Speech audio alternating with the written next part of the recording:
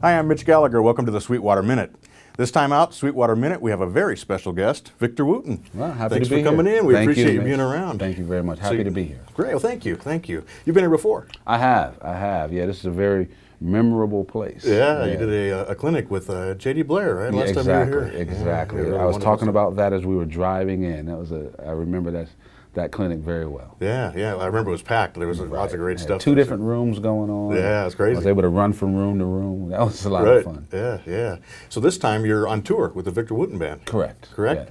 And if I understand correctly, 2 drums, 4 bass players, and a vocalist. Right. And a lot of those people play multiple instruments. Yeah, just about everybody plays at least 2 instruments. Right. Some 3 or more. And they're all friends of mine. We all have been teaching at my camp for probably 14 years. Right. And this time around, we're just having so much fun. It's all about the fun. Right. So how do you manage 4 bass players? Well, we don't all play bass at the same time. Okay. So sometimes Steve Bailey's playing either keyboards or trombone. Okay. Or even upright bass. Anthony Wellington will be on keyboards a lot. He plays guitar. He also plays bass sometimes, and he plays upright bass. Dave Welch is playing bass, of course, but keyboards and trumpet. Mm-hmm. And it's happening, making switches in the middle of songs. Wow. So there may be 2 songs, maybe, that we're all playing bass at the same time. Okay. And even that is very orchestrated. Everybody's listening, and knowing where to be. Right. So the instrument, the bass, can do it. Doesn't mean you all have to be down low. Mm-hmm. You just have to be able to think musically and find your space. Sure. But the fact that everyone's playing multiple instruments, we're all switching around. Right. Yeah, we're primarily bass players, but we're playing different instruments. Right. So did you compose new music for this tour, or did you arrange older music, or how did you approach that? Both. We're playing mostly the new music from my 2 new records, Mm-hmm. Sword and Stone, which is an instrumental record, right. and Words and Tones, which is a vocal record featuring mostly female vocalists. Okay, so you're doing that new music. Now, how did you arrive at the idea of doing the music is the same on the 2 albums? One is a vocal version and one is the instrumental version? Is that pretty much? That There's 14 tracks on each album. Mm-hmm. 9 of them are the same. Okay. Instrumental and vocal. So in many cases, on the instrumental version, I brought in other instruments. Like one version may not have horns on it. One version may have strings on it or whatever. Right. And then the arrangements are different. Mm-hmm. And then I might bring in different musicians to actually play melodies on the instrumental version. So you get 2 different versions on each album. Right. That's great. That's fun. great. It's fun. Yeah, you really get 2 different interpretations and 2 Absolutely. different ideas of what the music is about. Absolutely. Usually, a pop artist will come out singing a song, and then a jazz artist comes back and does an instrumental version a year or so later. Right. I just beat everybody to the punch. Yeah, there you go. Did it yourself. Did it myself. That's awesome. Yeah. That's awesome. Yeah. So you've worked with an incredible list of musicians. I mean, everybody from Bela Fleck to Marcus Miller, Stanley Clarke, the list goes on and on and on and on. Yeah. How do you choose the musicians that you work with? What is it that appeals out of the musicians you have, for example, in your band or that you bring onto your albums? Sure. I mean, it's really almost like choosing a friend. Mm-hmm. You want someone who listens to you, makes you feel comfortable.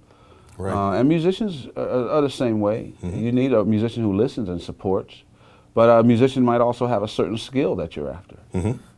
And it's really no different than finding a friend. Right. And I'm fortunate enough to have a lot of good friends that play music. Mm-hmm. And so I'm able to choose from a wide variety of people and a wide variety of different talents. Right. Nice.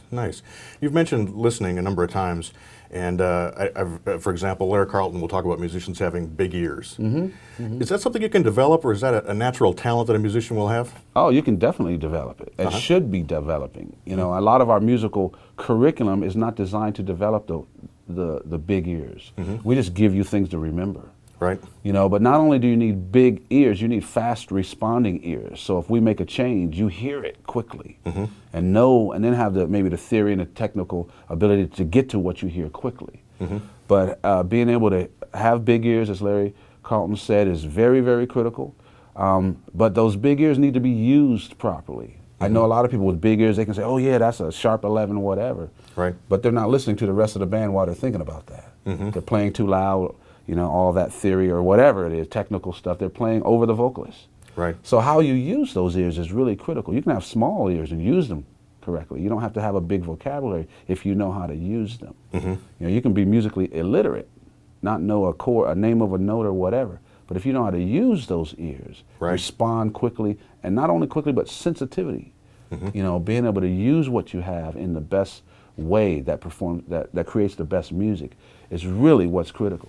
So all of the above, big ears, fast moving ears that you can hear and respond quickly, but then how you use all of that is really the end result of whether it's good music or not. Right, right. I think there's also an ego component to it.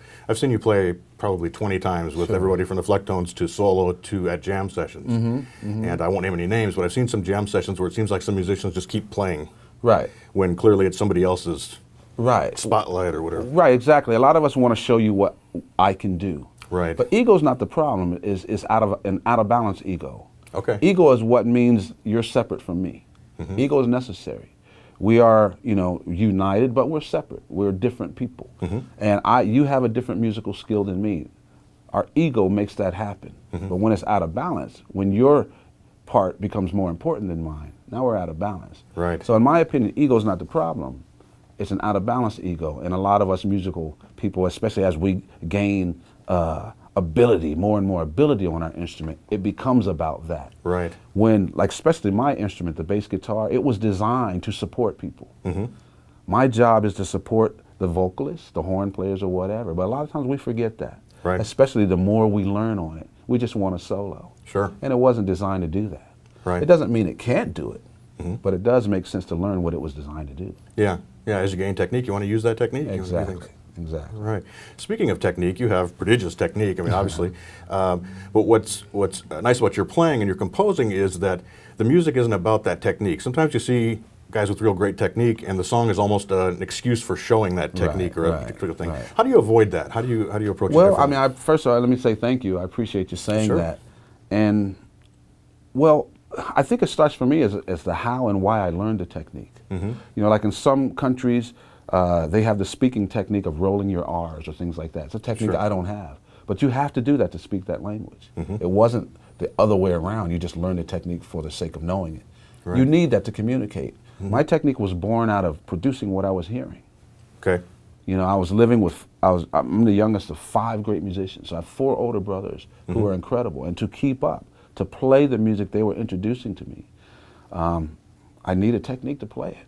Right. And plus I started in music so young that I was able to start to hear more at an early age, and I wanted to produce it. Like as a kid, I was fascinated with drums, like any young boy when it gets into music. You want to hit on something. Sure. But I already had a drummer in the family. But I was still hearing it. So I wanted to play drums on the bass. I didn't have any technique to do it, to do those rolls and paradiddles and all that stuff. So I had to create it. Sure. But it was because I was hearing it that the technique came, not the other way around. Okay. So it was a desire to produce sounds, you know. And so I already had something I wanted to say, like a baby who cries because they can't use the right technique with their voice. They have something they want to say. That technique comes later. And by the time the baby learns the technical means of speaking English, they already have something to say, not the other way around. So music for me was learned the same way. I was hearing it, I wanted to produce something, but I was too young at the time to be able to pull out what I heard. So the technique arrived that I could do it. Okay. So my music is not about the technique, but I have to use technique to produce the music I hear. I guess I should have just said that first. No, that's great. That's great. I mean, you're very articulate about these subjects, and that also came out in the book that you wrote, The Music Lesson, which is kind of presented as a fable that you read into, and there's almost as much music philosophy there as there is actual hard music stuff. Can you talk a little bit about that? Well, absolutely. Well, I will say this. The book came about from a lot of things like this, doing clinics, teaching at the camps, doing workshops at stores, and students kept asking, you need to write this, you need to write a book. Because, you know, the way I learned music was different.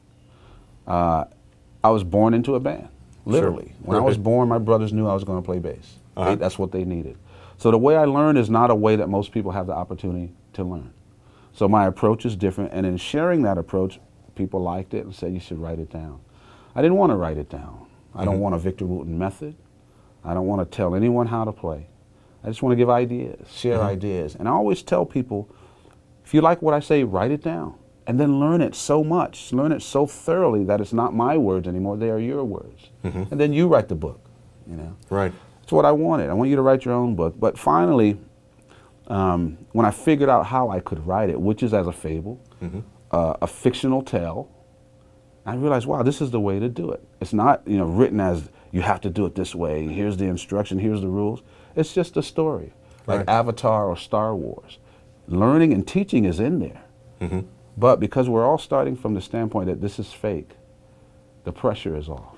I don't have to defend anything in that book. Sure. But if you want to learn, it's up to you, because it's in there. Right. So I like that approach a lot better than I'm the teacher, you're the student, you better do what I say. Right. And in some ways it allows the student to really dig in and take their own interpretation of it. Absolutely, and that's well. exactly what I want. And it's because the pressure's off. When you're in my classroom, a lot of times you'll think, oh, I got to do what he says. But with the book, you read it on your own time. You get what you want out of it. You can picture the characters however you want. Right. And the pressure's off, and then you get what you want out of it. Right. Nice. I like that. Are you still planning 2 sequels for that? I plan at least one. At least one? I have one sequel for that's almost done. Great. But then I have another 2 books that I want to write right after that. Nice. Nice. We'll look I forward to got this. bit by the writing bug. It's a lot of fun. Yeah, it is. It's a different approach to creativity, isn't it? It is. It exercises your brain and your creativity, like you said, in a different way. Take the instrument out of your hands and your mind frees up. A lot of the times we put an instrument in our hands and we forget all the beautiful things we know because our attention goes right to the instrument. But I want to treat the instrument like I treat my speaking instrument, my mouth. I don't want any thought in it. You know, I want to be so comfortable that I can forget I'm using it. Right. And so that's my approach for my bass. That's my approach for gear. I want gear that I can forget that's there because it's doing its job so well that I can stay in my mind, in my body where music really is. And this doesn't pull me away from it. And that's exactly why I use this gear, because I can forget it's there. Right, and I want to talk about the gear. Sure. So is the crux of achieving that, is that getting your technique to the point where you don't have to think about the physical part of playing the instrument? Is it a music theory aspect to that as well, getting it so you know it so well it's in your ear, or what are the components to achieving that? Sure, it can be. The main component to achieving it is having something to say first. Okay. A baby learns English because they have something to say. A baby who's drank a lot of milk and wants more will learn how to say milk. Right. Will learn how to say more. Right. To try to teach the baby to spell it and articulate it before they've had it works, but it takes too long because it doesn't mean anything. So a lot of the times we're teaching theory, and I love music theory, but a lot of times we teach it in reverse, and we teach it before the student knows what it means. Right? If a kid doesn't know a song in C major, why teach them a C major scale? Sure. Right? Once they have that sound in their mind, teaching them the notes behind it makes more sense. And that's a very general example of what I'm saying. But in English or whatever language, we do it the right way. You speak for years before you ever learn how to spell a word, before you even learn the alphabet, Right. before you learn what a noun is. You're speaking for 4 or 5 years. That's the proper way. Now learning a noun is a people, person, place, or thing. Oh, okay, that makes sense. Right. Doing it in reverse takes too long. And music theory done in reverse takes a lot of time and puts pressure on the student. And it robs us from freely being able to speak and communicate. So to answer your question simply again, the way of making it unconscious is by doing it in the right order, having something to say with it first, and then learning it, and your attention is not on what you learned, it's still on what you've already known and what you want to say with it. To me, that's it. But also through repetition and practice. But you don't practice in a room by yourself. You got to get out of that room and practice using what you've learned. And if you practice using what you've learned, not just sitting around playing scales, but put that scale into music. Because that's the goal, right? You don't get hired to play scales. You get hired to play music. So when you learn that scale and you put it into context, the scale becomes invisible. Right. Right? So when you use it, like learning a breaststroke out of the water, it remains a breaststroke. Once you get in the water, all of a sudden you're bonding with the water, and you and the water have to become one. That doesn't happen out of the pool. And that's what a lot of times theory is out of the pool. You got to get in the water and become one with it, and it'll slowly melt away.